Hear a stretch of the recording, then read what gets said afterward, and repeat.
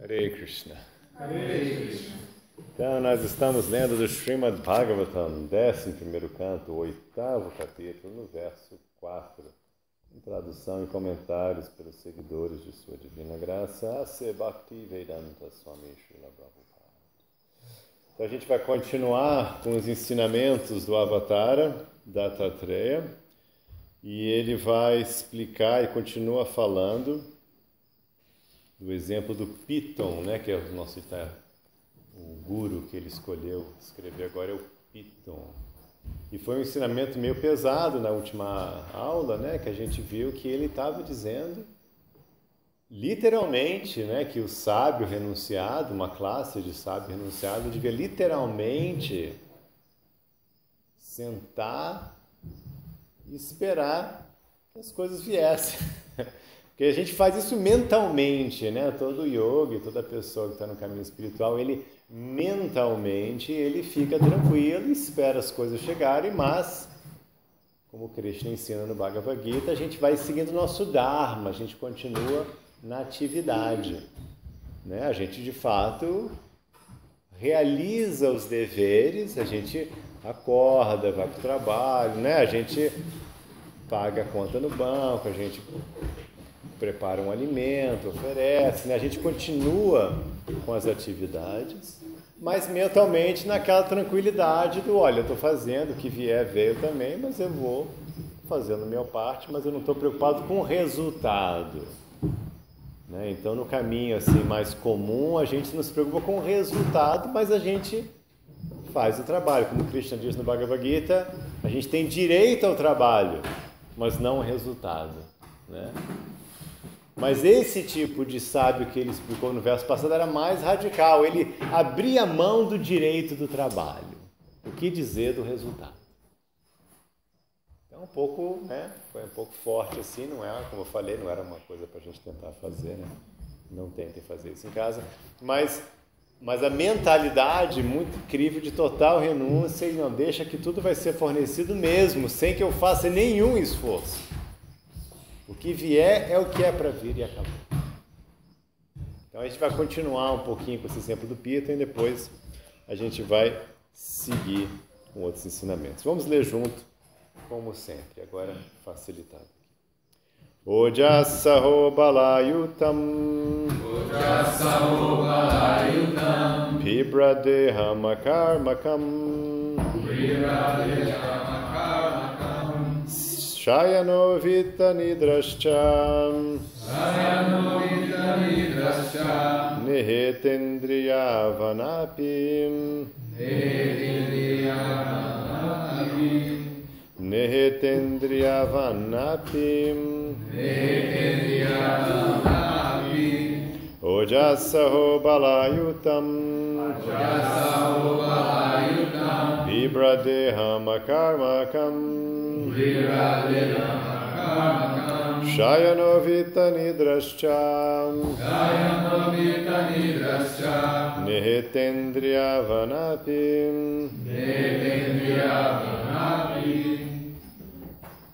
Quem quer fazer?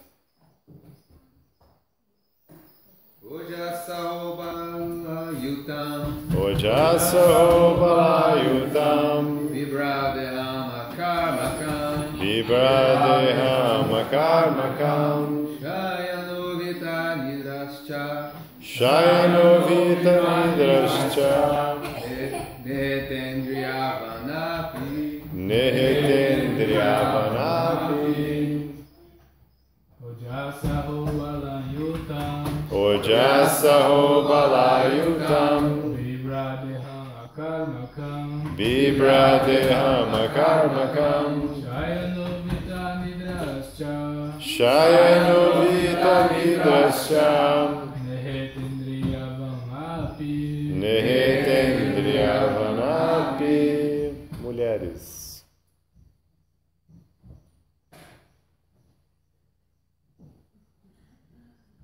Vamos lá. Ojasaho balayutam Vibradeham akarmakam Shayanuvita Nidrascha Nehetendriya Vanapi. Mais alguém? Shirlian? Jasaho Balayutam Ojasaho Balayutam Vihadeham Akarmakam Bibradeham Akarmakam Shayanovita Nidrascha Shayanovita Nidrascha Nitendriya Vanapi Nehetendriya Vanapi. Muito bem. Ojaham. Força sensual. Força sensual. Saham.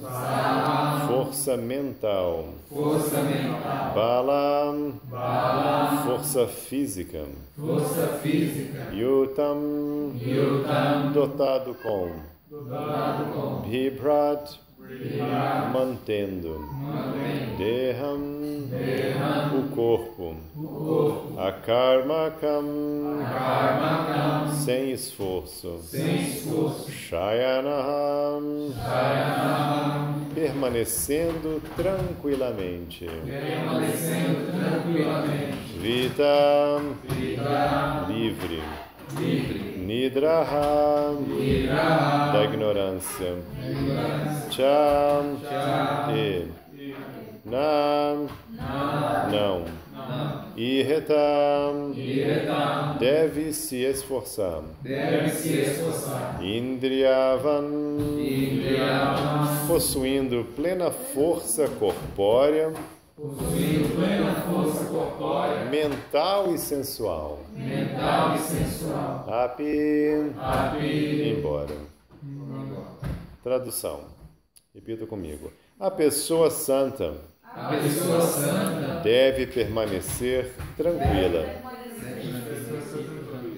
e materialmente inativa, e materialmente inativa, mantendo o corpo sem muito esforço, mantendo o corpo sem muito esforço, embora possua pleno vigor sensual, embora possua pleno vigor sensual, mental e físico. mental e físico. Ela não deve se tornar ativa Ela não deve se tornar ativa para lograr ganho material. para lograr ganho material. Ao contrário, Ao contrário, deve ficar sempre alerta deve ficar sempre alerta para seu verdadeiro interesse próprio. para seu verdadeiro interesse próprio. Vou repetir sozinho. A pessoa santa deve permanecer tranquila e materialmente inativa, mantendo o corpo sem muito esforço. Embora possua pleno vigor sensual, mental e físico, ela não deve se tornar ativa para lograr ganho material. Ao contrário, deve ficar sempre alerta para seu verdadeiro interesse próprio. Então é continuando. Agora esse verso não, a gente pode interpretar esse verso da maneira que eu falei mais anteriormente. A gente pode interpretar, você não deve se ocupar para ganho material. Isso sim realmente é da nossa tradição. Isso sim Krishna fala, do começo ao fim do Bhagavad Gita, nesse sentido. E fala para quem? Para Arjuna num campo de batalha, pedindo para ele lutar, mas para não lutar para ganho material. Então esse sim é o equilíbrio que a gente busca no yoga. Que a gente não quer fazer nenhum esforço no sentido material, porque isso só vai trazer resultados desagradáveis para a alma. Seja dito bom materialmente, misto ou ruim, para a alma é ruim de qualquer jeito. Porque significa que a alma está presa no mundo material, está identificada com a matéria, está, portanto, sujeita à insatisfação, tristeza, dor, sofrimento, tédio, etc. Então a gente quer ficar espiritualmente ativo. A gente não quer usar as bênçãos que a gente tem de vigor, aqui botou a lista de vigor sensual, físico e mental. A gente não quer usar a vida, que isso é vida, Oja, Essa palavra ojas significa vida, significa verdadeira energia da alma viva, ojas. Né? Essa assim, a terminologia ojas é a força viva, a força vital da pessoa, do corpo humano. A gente não quer usar nossos ojas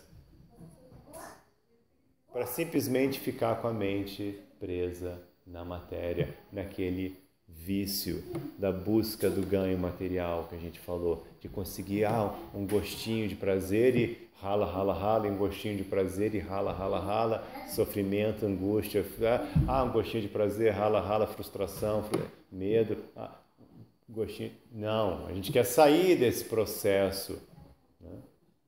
E buscar aquela coisa maior, aquela coisa interna. Por isso que no final ele fala assim, ela vai ficar alerta para seu verdadeiro interesse próprio. Esse caminho do yoga nada mais que é o seu interesse próprio, não é para você satisfazer no yoga, não tem essa coisa que tem nas tradições abraâmicas, não, você vai fazer para satisfazer Deus, ou até porque você teme Deus, né? Seja um temente, né? Você vai temer Deus se você não fizer desse jeito. Você vai levar. Não é essa onda. A gente não tem essa onda no yoga. Que você faz para Deus ficar achando bom e se você também faz, porque senão Deus vai te pegar. Na esquina. Vai te pegar na esquina ali. Você vai ver o que é bom. Não, a gente não está nessa onda. Senão que a gente está pensando em termos de o que é melhor para mim. E para mim, meu interesse próprio é sair dessa onda, sair desse envolvimento com a matéria. E eu poder me encontrar no meu verdadeiro eu sentir a bem-aventurança de ser uma alma eterna. Que a gente tem essa oportunidade de sentir essa bem-aventurança de ser uma alma eterna. Todo o caminho do yoga, o budismo, eles estão falando essa mesma coisa. Olha, simplesmente sinta. Você pode sentir, só você parar um pouquinho e essa coisa que fica quando você não está pensando em besteira, já é você sentindo o que é ser. Só que no nosso caminho a gente acrescenta uma coisa bem mais legal. A gente não só vai sentir o estado de ser, que os caminhos impersonalistas também sentem, mas a gente quer ser em amor, que a gente tem esse elemento de bhakti. Por isso que no Bhagavad Gita, Krishna, ele usa a palavra, da raiz da palavra yoga, de conexão, ele usa algumas vezes, ele usa no sentido duplo. Ele fala yukta, você tem que se conectar, e depois que você se conectou com você, aí você, de novo, yukta agora comigo. Então, no nosso caminho, a gente acrescenta um passo a mais do que, por exemplo, no caminho do budismo tibetano, que você está só sentindo o eu, só querendo sentir, que já é maravilhoso. Mas a gente quer sentir o eu e sentir esse eu conectado amorosamente com Deus. Aí a bem-aventurança é ilimitada. Porque você se conectou com Rama, a fonte da bem-aventurança, com Deus. A fonte da bem-aventurança.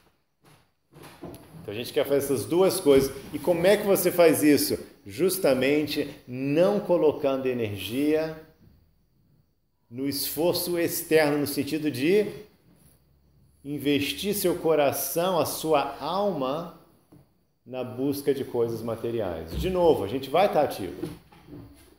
Você vai fazer seu mestrado, você vai trabalhar, você vai cuidar da sua pousada, você vai fazer. Mas você vai fazer isso como? Como que você vai fazer isso? Qual o verso do Bhagavad Gita que você gostou? Que o Krishna fala. Como que você vai fazer isso? Como uma oferenda a mim. Né? Estava memorizando, 27.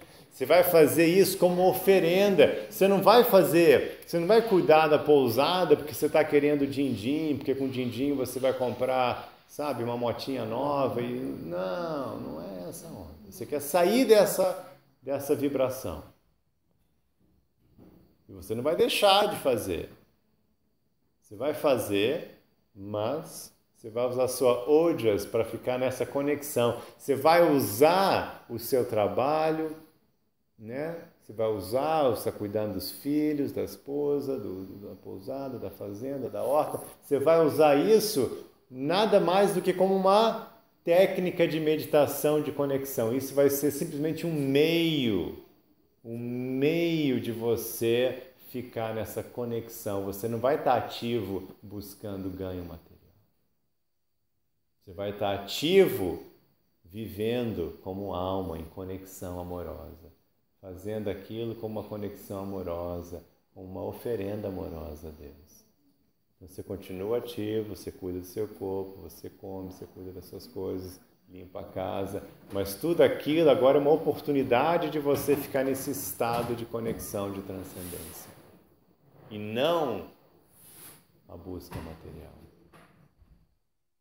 Okay? Isso é muito importante, isso aqui é a essência de todo o caminho espiritual. E, de novo, não só o caminho do yoga, mas como o budismo nasceu dessa cultura, é exatamente isso que eles estão falando também. Só que eles não têm, nem todos os caminhos do budismo têm essa conexão doce adicional, esse plus, esse bônus, de você não só estar conectado consigo, mas uma vez que você se conectou, você agora também se conectou com Deus, com Krishna.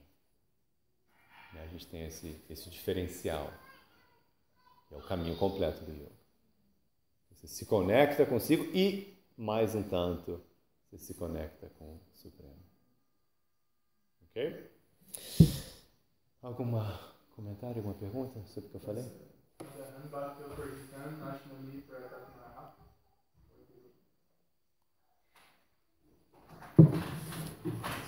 Fala em português.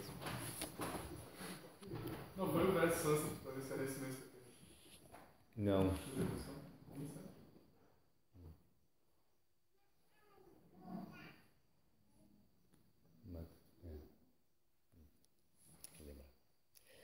Significado. A palavra Vita Nidraha, neste verso, é muito significativa. Nidra significa sono ou ignorância, e Vita significa livre de. Em outras palavras, o transcendentalista deve sempre estar desperto para sua relação eterna com a suprema personalidade de Deus e deve cultivar com muito zelo a consciência de Krishna. Confiante em sua relação com o Senhor, ele não deve esforçar-se por sua manutenção pessoal, sabendo que o Senhor o está protegendo em todos os aspectos. Srila Vishwanath Chakravarti Thakur declara que o exemplo do Piton é dado para que a pessoa não desperdice seu tempo com a manutenção do corpo. De novo, isso não é que você não vai se cuidar. Você vai se cuidar, mas você não está no seu processo dármico. Tudo isso vem automaticamente, como a gente começou a falar, né, na última aula. O ponto é esse, que as coisas vêm automaticamente. Da mesma forma, lembra que a gente começou na aula passada? Da mesma forma que o sofrimento vem automaticamente, sem você planejar, assim também o prazer vem automaticamente. Tem uma energia, tem uma força, né? O que é chamado do Tao, do caminho taoísta. Tem um fluxo, as coisas já estão indo, você está na esteira rolante já, está tudo fluindo já. Então você não é você que está fazendo os átomos se mexerem, você que tem que... Não, as coisas estão fluindo. E se você surfar bem a vida, você vai embora. Como surfista, ele não está realmente, né? Ele não está lá, mas ele está simplesmente mantendo o equilíbrio e aí está com isso, ele está fluindo, indo rápido, indo longe, com graça, né? Mas sem realmente estar tendo que, não, agora eu estou... Não, ele está fluindo na onda. E assim, a gente tem que ser um surfista existencial. A gente tem que pegar e vai indo no fluxo, as coisas vão indo e você vai seguindo. E qual que é o nosso norte? Qual que é o equilíbrio? Né? Para o surfista ele tem que ter, né, a gravidade, ele está lá, não pode nem para um lado demais nem para o outro. Qual que é o nosso equilíbrio na prancha da vida? Como é que é o nosso equilíbrio? Qual que é o norte que a gente tem? Também, mas em termos mais práticos, o nosso Dharma. O Dharma.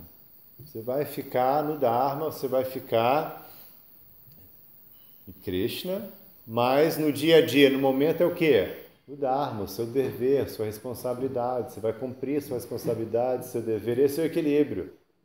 Você vai saber que você tem que sair da cama porque seu Dharma pede que você vá lá cuidar do seu negócio, da sua família, limpar a casa, cozinhar, cuidar do corpo. É o seu Dharma. E em cima disso, aí sim, como a gente falou, você faz tudo como uma oferenda a Krishna. Mas o equilíbrio é esse Dharma. Okay? Continuando, não se deve pensar, porém, que a finalidade da vida é ficar deitado no chão, como um piton, ou dar um espetáculo de faquirismo. Podia fazer isso, não? Tá faltando isso em Alto Paraíso, né? Só isso, né? Só isso. Tá? Não podia ter uma figura que ficava lá numa esquina, deitado numa cama de prego lá. Não é? Só deitado lá. E aí o pessoal vai dar uma comida, aí vai vir jornalista, vai ser mais barato. Vamos falar pro prefeito, ver se contrata alguém. Não, mas não é ficar lá assim, ó, não vou fazer nada. Tá precisando disso. Tá falando. Na Índia tem. Na Índia tem essas figuras, mas aqui em Alto Paraíso está faltando. Então a gente não quer fazer isso, a gente não quer fazer um show de faquirismo, né? Ficar lá, olha, eu sou tão austero, eu tô aqui dormindo. Não precisa disso. Na nossa linha não é isso que se pede. E o exemplo máximo, de novo, é Arjuna. Arjuna é o nosso exemplo, ele, né, recebeu o Bhagavad Gita de Krishna. Arjuna ficou lá parado? De jeito nenhum. Arjuna teve que usar todas as habilidades dele. Ele teve que lutar com todas as super habilidades dele e chegou depois de lutar noite e dia. Quer dizer, o que dizer de ficar parado, nem descansar. Então esse é o nosso exemplo, né? De realmente se lutar arduamente, para quê? Para ganhar material? Não. Para Krishna e também porque era o Dharma dele. Era o Dharma dele e ele fez o Dharma dele para Krishna. É assim que a gente faz o Dharma para Krishna. Quando você falar só que é para Krishna, aí começa a surgir muita loucura. Entendeu? Porque se é para Deus, aí você pode botar um cinturão de bomba, né? Entendeu? É um pouco perigoso quando você fala, não, é só para Deus. Por isso que eu corrigi aquela hora, porque isso é uma tendência perigosa no mundo, né? Vamos fazer um programa de tortura aqui, em nome de Deus. Com o prazer de Deus. Vamos fazer um programa de terrorismo, né? Vamos jogar bomba. Vamos matar criança. Em nome de Deus. Eu vi ontem, a gente está vendo esse negócio da mulher na Índia, né? Essa questão, esse tópico tá quente, né? E aí compilaram lá na Índia isso. Assim, estudando, eles mesmos estão estudando assim, né? Poxa, o que está acontecendo no nosso país? Por que a gente tem essa cultura, esse problema de estupro, de maltrato às mulheres? Eles estão num momento assim muito intenso de rever isso tudo, né? Um momento cultural muito importante na história da Índia. E aí figura lá foi pegar, assim, os líderes indianos que falam coisas que levam ao abuso de mulheres. E aí você lê umas coisas que você não acredita. Aí tinha uma figura lá que era um político importante dizendo que não, se minha filha cometer um tipo de adultério ou sexo fora do casamento, eu vou com prazer, acho que ele falou com prazer, talvez eu esteja errado com esse parte do prazer, mas eu vou, na frente de todo mundo, levar ela para minha fazenda e tacar fogo nela. Aí você fica assim, quando a filha dele, para até, né, desgraçada ela mesma, enfim, olha. Ainda sempre tem umas histórias assim com mulheres, né? Pois é, eles estão tendo esse questionamento agora, eles estão agora querendo... Não vou lembrar agora todas as minhas anotações, mas tem um verso no Bhagavad Gita, entendeu? Que ele coloca a mulher tem no verso, eu posso te dizer com toda certeza que não tem. Que o verso diz que todos podem atingir a Deus. E para não ter dúvida, aí ele coloca... Até os seres inferiores, como as mulheres... Não, é uma vírgula. É vírgula. É isso que eu fiquei entendendo. Não. Aí voltei, Não, eu já estudei esse verso. Não, é 2 pontos e uma lista. Todo mundo, até as pessoas mais baixas, como nós ocidentais, até o vietnamita comedor de cachorro, todo mundo. E é para não ter dúvida que o pessoal ficar nessa onda, mulher também, viu? É nesse sentido assim. É para proteger a mulher que ele fala aquilo, não é para desqualificar, não. Não tem. Eu mesmo não entendi a pontuação. Para frente e para trás. E o significado, voltei de novo. Não tem não. Realmente não tem. Então, mas é isso, né? Então você fala, fazer em nome de Deus. As pessoas acham que elas estão fazendo, quer dizer, não sei se ele, espero que ele nunca fizesse, mas tem gente que faz, né? Ele estava afim de tacar fogo, né? Ele estava disposto a tacar fogo na filha dele, na frente de todo mundo. Em nome de Deus. Entendeu? Então, assim, por isso ele fala Dharma. Não, peraí, qual que é o Dharma do pai? Cuidar da filha. Aí a coisa já mudou. Peraí, se meu Dharma é proteger e ajudar a minha filha, tacar fogo não vai encaixar bem no Dharma, né? Então deve ser imoral. Realmente, tacar fogo na minha filha é imoral. Entendeu? Aí as coisas começam a ficar mais claras. Aí você fala, não, vou fazer a coisa correta, vou cuidar da minha filha. Mas aí eu vou cuidar dela em nome de Deus. Aí ficou legal. Você vai cumprir seu Dharma em nome de Deus. Não vai deixar de cumprir o Dharma e também não vai deixar de só cumprir o Dharma e não fazer em nome de Deus. E Krishna alerta conta isso no Bhagavad Gita, naquele famoso conclusão do Bhagavad Gita, ele fala, né? Não dependa só do Dharma. Não faça só por Dharma. Mas senão que abrigue-se em mim. Então ele dá essa alerta, também não adianta só agir em nome de Dharma. Abrigue-se em mim.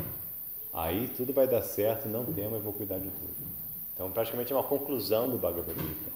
Também não só Dharma, agora muito menos. É um problemaço no mundo essa coisa de fazer para Deus e não fazer no Dharma. É um problemaço, né? Muita barbaridade, muito absurdo se dá nesse sentido.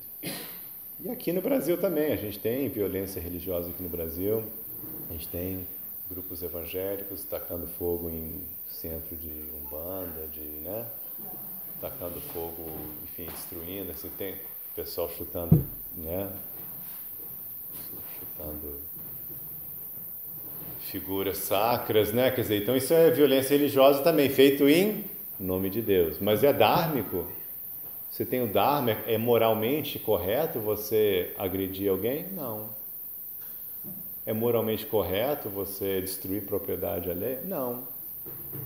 Então, se você bota Dharma e em nome de Deus, aí a coisa fica bonita. Senão surge esquisitices. Voltando. O exemplo do Pito não deve encorajar a pessoa a tornar-se completamente inativa.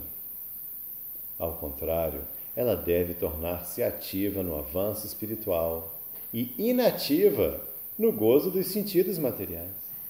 Se alguém fica 100% inativo, isso de certo é nidra, ou as trevas da ignorância, nas quais a pessoa permanece dormente no que diz respeito à sua identidade, como servo eterno da personalidade de Deus.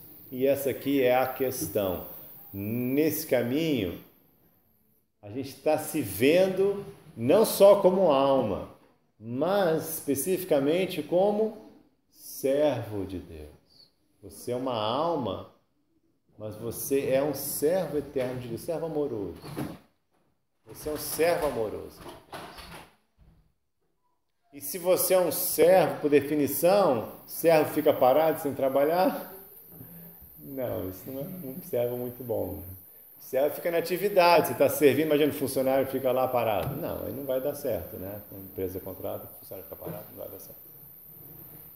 O bebê está chorando e a mãe fica parada, não vai dar certo. Então, servo, você está na atividade, você tem que servir, você está servindo. Se você é um servo, você está servindo. Então, no caminho do yoga, a gente entende que a gente é servo de Deus. Por isso que a gente tem esses nomes que acabam com das, Giridhari Das. Das é servo em sânscrito. Servo de Giridhari, é o nome de Krishna. Então a gente está nessa atividade porque a gente está querendo servir amorosamente Deus. A gente quer trazer satisfação a Deus servindo Ele. E como é que a gente vai servir a Ele? De novo, aqui e agora, cumprindo o nosso Dharma e fazendo isso como oferenda a Ele. A coisa se fecha. Você está aqui, mas você está servindo Deus. Você está aqui, mas você está agindo como alma. O caminho se fecha, sem contradições. Um transcendentalista está ansioso por executar seu serviço ao Senhor e por isso é grato quando o Senhor provê facilidade materiais para tal serviço. A mera renúncia do mundo material é falgo vairagya, ou um nível imaturo de compreensão espiritual. Bem importante. A mera renúncia de tudo é um nível imaturo de compreensão espiritual. Porque a gente não vai renunciar às coisas, a gente vai renunciar ao gozo dos sentidos. Você vai aproveitar tudo que lhe tem, todas as suas capacidades, todas as suas odias, tudo que Deus lhe dá, você vai usar isso a serviço. Você vai ter um Dharma que vai vir com isso. Você ganhou na loteria, você tem um Dharma agora. O que você vai fazer com isso? É um Dharma. Você vai ter que usar isso, né, para servir. Né? Qual que é o dever de um homem rico? Ele tem que fazer trabalho de caridade, ele tem que ajudar as pessoas, ele tem que dedicar-se a ajudar os outros. Não que senão, não é só para ele se divertir, né, e gozo dos sentidos. Não. E a pessoa que tem talento, tem habilidade, ele vai ter que usar a habilidade. Não é que não, agora não vou fazer nada, vou ficar parado, vou renunciar ao meu consultório. Não, vou renunciar à minha pousada. Não. Você vai fazer, mas como uma oferenda. Desapegado. Conectado. Esse é o desafio, é isso que a gente está tentando fazer. Deve-se chegar à plataforma de Yukta Vairagya, ou seja, empregar tudo no serviço ao Senhor Krishna. É nossa experiência prática que um devoto absorto em difundir a consciência de Krishna recebe automaticamente todas as facilidades para sua manutenção pessoal. E é verdade. Algum comentário, alguma pergunta? Como descobrir seu Dharma real ou uma coisa que você inventa?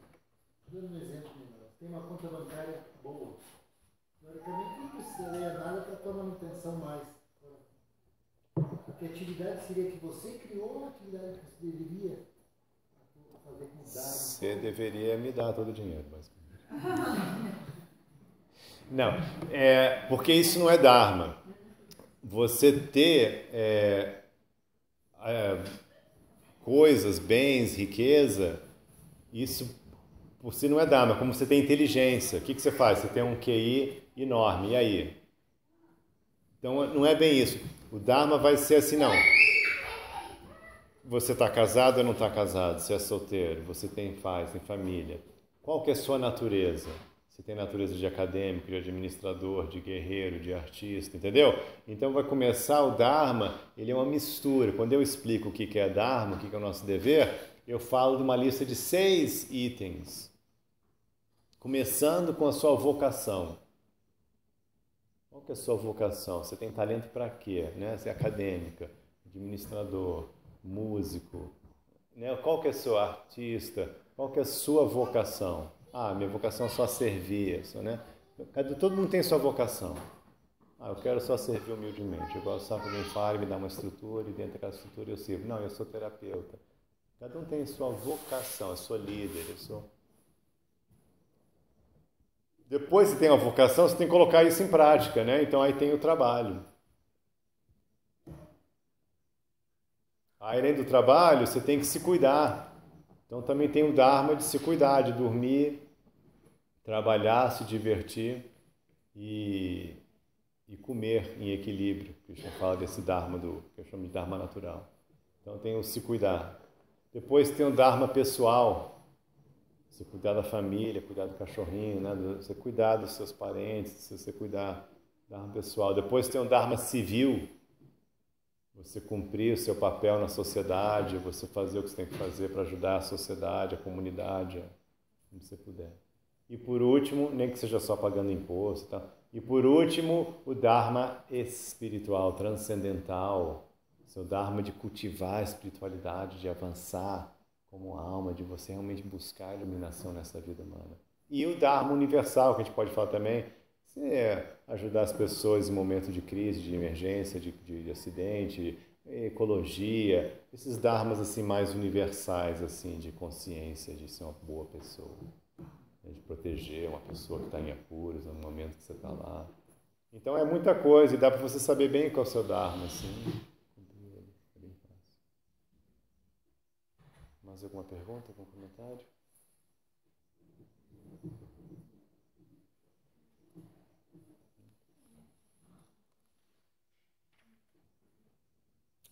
Verso 5. Um sábio santo é feliz e agradável em seu comportamento externo, enquanto internamente é muito grave e pensativo. Porque seu conhecimento é imensurável e ilimitado, ele jamais se perturba. Desse modo, em todos os aspectos, ele é como as águas tranquilas do insondável e insuperável oceano. Então, agora ele mudou do exemplo do Piton para o exemplo do oceano.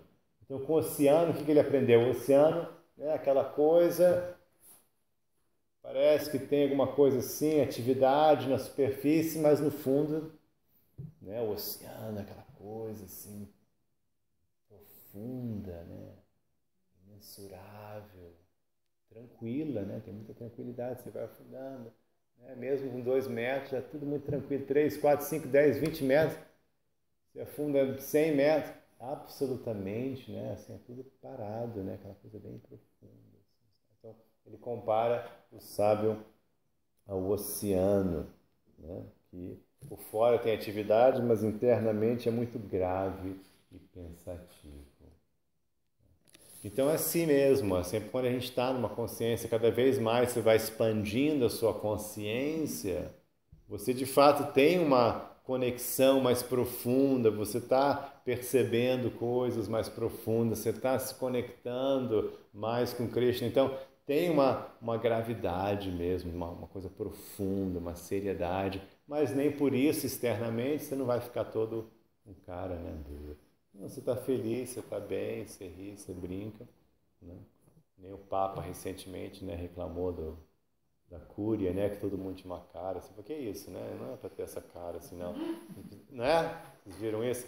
Então ele falou, não, você tem que estar alegre, né? Não é para você ficar toda hora assim. Não. Que é isso? Se é uma pessoa avançada, você tem que estar numa consciência, tem que demonstrar essa, né? Mas internamente você pode estar com profundos pensamentos e profundas orações, mesmo que externamente feliz. Então, realmente é assim, a gente vê que isso acontece naturalmente. Significado. Mesmo em meio à grande aflição, o sábio autorrealizado não perde o autocontrole, nem seu conhecimento espiritual. Então essa é a prova que cada um de nós vai ter, né? Krishna vai fazer os arranjos para a gente ter dificuldades. Você está lá com a sua vidinha, né? E vem um negócio, vem um problema, vem uma coisa inesperada, vem um acidente. E aí, como é que você vai reagir?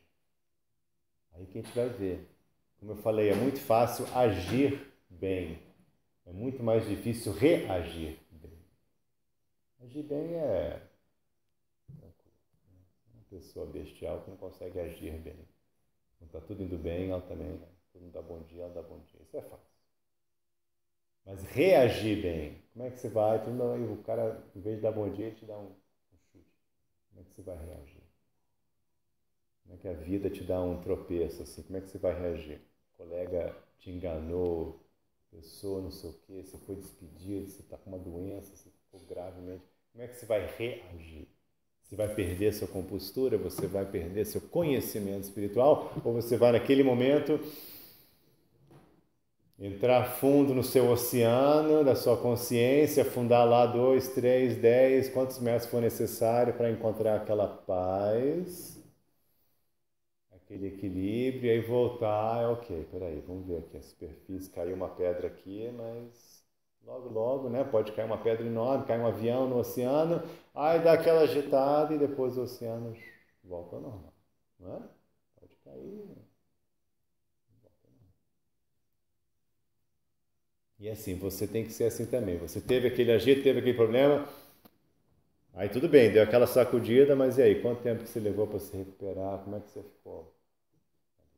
Como é que você foi lidar com o problema? Esse é o momento, esse é o teste. A gente vai recebendo esses testes, pequenos e grandes, praticamente todo dia, para ver como é que a gente está na nossa consciência. Logo, ele é akshobhya, ou imperturbado. Sua mente está fixa na suprema personalidade de Deus, que é o reservatório de ilimitada bem-aventurança espiritual. E tendo ligado sua consciência à consciência suprema, seu conhecimento não pode ser medido. O devoto puro, que se refugiou nos pés de lótus do Senhor, possui grandioso poder espiritual, e, portanto, não pode ser superado nem dominado. De fato, visto que desenvolveu seu corpo espiritual, ele não é afetado pelas ações deteriorantes do tempo.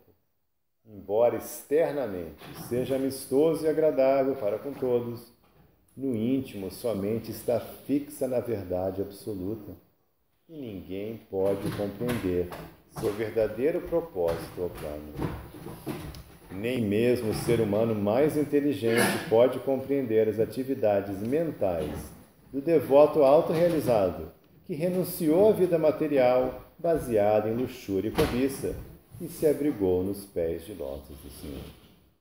Pode-se comparar semelhante alma grandiosa ao poderoso oceano. Inúmeros rios poderosos precipam-se no oceano, mas este permanece calmo e pacífico.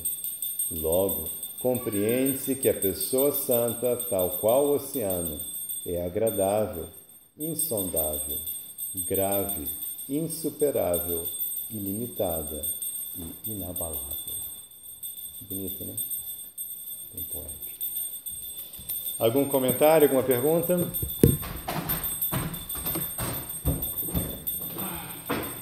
problemas são mais de misericórdia, né? A gente fala para aqueles devotos que eu gosto, eu dificulto um pouco, tá? Misericórdia. É outra forma de ver que eu acho muito bonito também. Fazer um problema e você...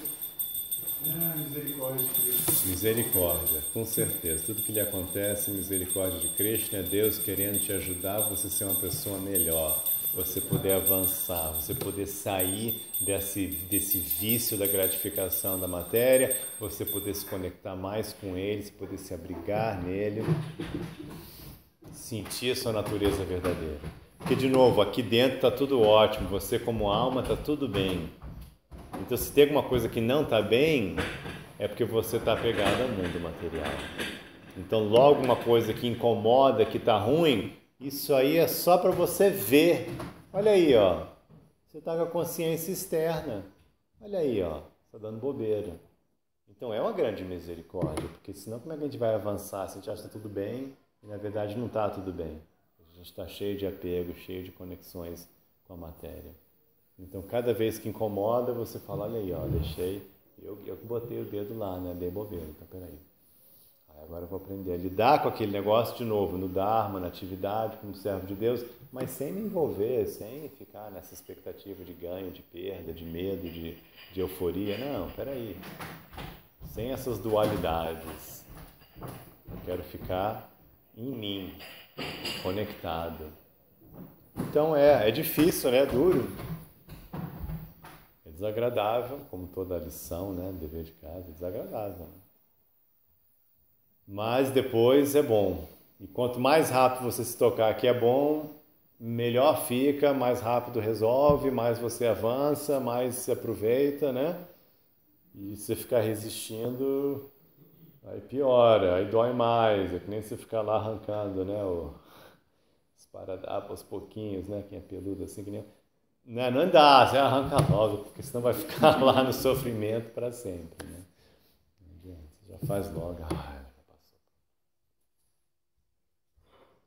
Mais algum comentário, alguma pergunta?